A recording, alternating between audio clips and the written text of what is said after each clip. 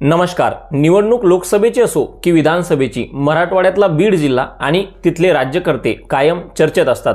23 November रोजी महाराष्ट्रात विधानसभा निवडणुकांचे निकाल लागले आणि त्यानंतर तब्बल 10 दिवसांच्या प्रतीक्षेनंतर महाराष्ट्रात मुख्यमंत्री आणि उपमुख्यमंत्र्यांचा शपथविधी पार पडला आणि आता संपूर्ण महाराष्ट्राला प्रतीक्षा आहे ती म्हणजे मंत्र्यांच्या शपथविधीची आणि नेमकं राज्यात कोणत्या जिल्ह्यातून कुणाची मंत्रिपदी वर्णी लागेल या गोष्टीची। आणि त्यातही सगळ्यात जास्त चर्चा आहे ती मराठवाड्यातल्या बीड जिल्ह्याचीच, कारण या जिल्ह्यात 4 प्रमुख नेते जे मंत्रिपदाच्या शर्यतीत आहेत आणि त्यांना मंत्रिपद मिळेल किंवा मिळावं असं इथल्या लोकांच्या अपेक्षा आहेत। त्या 4 प्रमुख नेत्यांची नावं म्हणजे एकतर परळीचे विद्यमान आमदार तरुण तडफदार धनंजय मुंडे, त्यानंतर पंकजा मुंडे ज्यांनी एक स्टार प्रचारक म्हणून महायुतीचा संबंध महाराष्ट्रात प्रचार केला, त्यानंतर आष्टीचे आमदार ज्यांनी जवळजवळ 80,000च्या मोठ्या फरकाने ही निवडणूक जिंकली ते सुरेश धस, आणि त्यानंतर माजलगावचे आमदार प्रकाश सोळंकी। हे 4 नेते सध्या बीड जिल्ह्यातून मंत्रिपदाच्या शर्यतीत आहेत।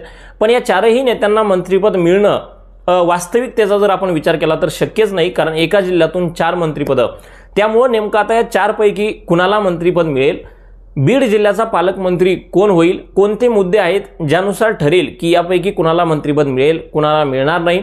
जर समजा सुरेश धसांना मंत्रिपद दिलं तर पंकजा मुंडेंना प्रदेशाध्यक्षपद मिळेल की दोघांनाही मंत्रिपद मिळेल, कुणाला कॅबिनेट मंत्रिपद मिळेल, कुणाला राज्यमंत्रिपद मिळेल, या संपूर्ण विषयावर आजच्या व्हिडिओमध्ये बोलणार आहे। त्यामुळे पुढचे 5 मिनिटं माझ्यासोबत नक्की राहा। बीड जिल्ह्यात नेमकं काय घडतंय आणि कुणाला मंत्रिपद मिळेल हे सविस्तरपणे मी तुमच्या समोर सांगणार आहे। तत्पूर्वी नमस्कार, मी वैभव सांगळे आणि माझ्या YouTube चॅनलवर तुम्हा सगळ्यांचं खूप खूप स्वागत आहे। पहिल्यांदा आले असाल चॅनलला लाईक करा, शेअर करा, सबस्क्राइब करा, साईडला दिलेली घंटा दाबायला विसरू नका, जेणेकरून माझा येणारा प्रत्येक व्हिडिओ सगळ्यात पहिले तुमच्या मोबाईलवर येईल। कुठल्याही प्रकारचा टाइमपास न करता, वेळ वाया न घालवता सुरुवात करूयात आजच्या व्हिडिओची। मराठवाड्यातला बीड जिल्हा आणि त्या बीड जिल्ह्यातून मंत्रिपदासाठी कुणाकुणाची वर्णी लागेल। जसं मी सुरुवातीला सांगितलं, 4 नावं खूप जास्त चर्चेत आहेत। त्यातली पहिली 2 नावं जे सध्या राष्ट्रवादी अजित पवार गटाचे आमदार आहेत, त्यामध्ये पहिलं नाव म्हणजे परळीचे विद्यमान आमदार धनंजय मुंडे आणि दुसरं नाव म्हणजे माजलगावचे आमदार प्रकाश सोळंकी। आता या दोघांचाही एक राजकीय महत्त्वाकांक्षा नेमकी काय आहे ती आपण समजून घेऊ। धनंजय मुंडे सध्या परळीचे विद्यमान आमदार आहेत, ज्यांनी राजेसाहेब देशमुख यांचा तब्बल 1,40,000च्या मोठ्या फरकाने पराभव केला। तिकडे दुसरीकडे प्रकाश सोळंकी सध्या माजलगावचे आमदार आहेत आणि त्यांनी राष्ट्रवादी शरद पवार गटाच्या मोहन जगताप यांचा निसटत्या फरकाने म्हणजे 6,000 मतांनी पराभव केला।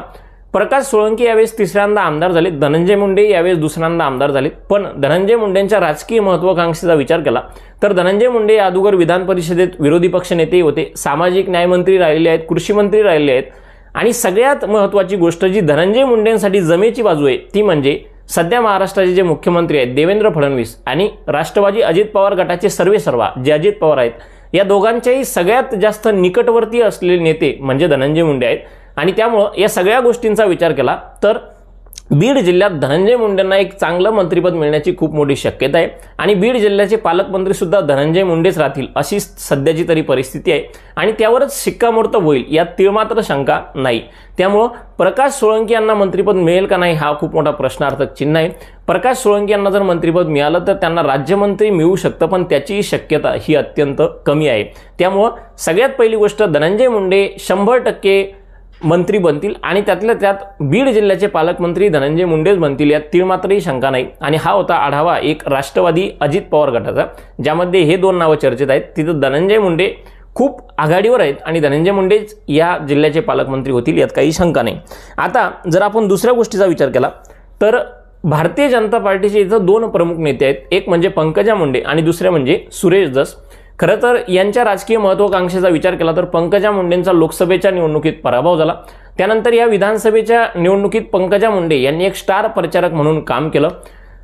पंकजा मुंडेंनी जवळजवळ 30 ते 40 सभा घेऊन अनेक उमेदवारांना जिंकवून आणण्याचं काम केल्याची चर्चा आहे। खरं तर पंकजा मुंडेंना विधान परिषदेवर आमदारही केलेलं आहे आणि एक प्रमुख ओबीसी चेहरा म्हणून पंकजा मुंडेंची ओळख या विधानसभा निवडणुकीत निर्माण झाली होती आणि त्यामुळेच भाजपला आणि महायुतीला मोठं यश मिळालं असं अनेक राजकीय अभ्यासकांचं मत आहे। दुसरीकडे सुरेश धस जे सध्या आष्टीचे आमदार आहेत, खरं तर सुरेश धस 4थ्यांदा विधानसभेवर आमदार बनलेले आहेत। सुरेश धस पहिले भाजपात होते, परत NCPत होते आणि आता परत ते भाजपामध्ये आहेत। त्यामुळं सुरेश धसांनी या निवडणुकीत तब्बल 80,000च्या मोठ्या फरकाने ही निवडणूक जिंकली। 3 मातब्बर नेते म्हणजे जवळजवळ चौहेरी लढत आष्टी मतदारसंघामध्ये होती, ज्यामध्ये शरद पवार गटाकडून महबूब शेख होते, त्यानंतर तिथले भीमराव धोंडे होते, त्यानंतर बाळासाहेब आजबे होते. अशा प्रमुख नेत्यांना हरवून सुरेश धस यांनी तब्बल 80,000च्या मोठ्या फरकाने ही निवडणूक जिंकली. एक प्रमुख मराठा चेहरा म्हणून सुरेश धसांची मोठी ओळख आहे. निवडणुकीच्या निकालानंतर सुरेश धसांनी पंकजा मुंडे यांच्यावर मोठे आरोपही लावले होते आणि त्यामुळे नेमका आता पंकजा मुंडे की सुरेश धस या दोघांपैकी कुणाला मंत्रिपद मिळेल असे प्रश्न या जिल्ह्यामध्ये आणि संपूर्ण महाराष्ट्रामध्ये निर्माण झालेले आहेत. पण असं जरी असलं तरी पंकजा मुंडेंची राजकीय महत्त्वाकांक्षा सध्या सुरेश धसांपेक्षा कुठेतरी जास्त दिसते आणि त्यामुळे मंत्रिमंडळासाठी पहिली चॉईस जी भारतीय जनता पक्षाची राहील ती पंकजा मुंडेच राहील अशी तरी सध्याची वास्तविक परिस्थिती आहे. कारण पंकजा मुंडेंचं राजकीय पुनर्वसन करणं ही सध्या भाजपची एक प्रकारे मजबुरी आहे असं म्हणलं तरी वावगं ठरणार नाही. कारण ओबीसी मतदार 100% भाजपच्या बाजूने जे काही होतात त्यात पंकजा मुंडेंचा मोलाचा वाटा आहे आणि त्यामुळे पंकजा मुंडेंना भाजपला विसरून चालणार नाही. त्यामुळे पंकजा मुंडेंना मोठं मंत्रिपद मिळण्याची शक्यता आहे.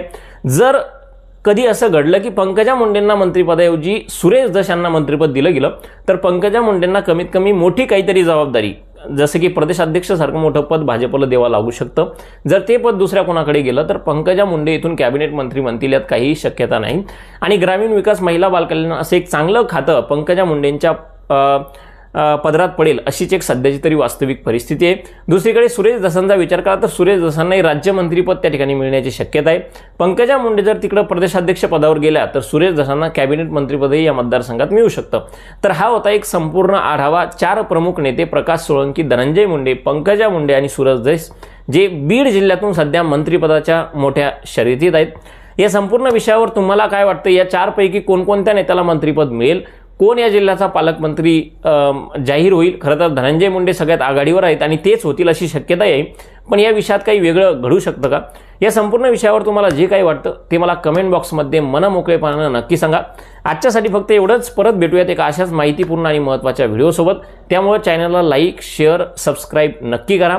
साईडला दिलेली घंटा नक्की दाबा जेणेकरून माझा येणारा प्रत्येक महत्त्वाचा व्हिडिओ सगळ्यात पहिले तुमच्या मोबाईलवर येईल. आजच्यासाठी फक्त एवढंच. खूप खूप धन्यवाद.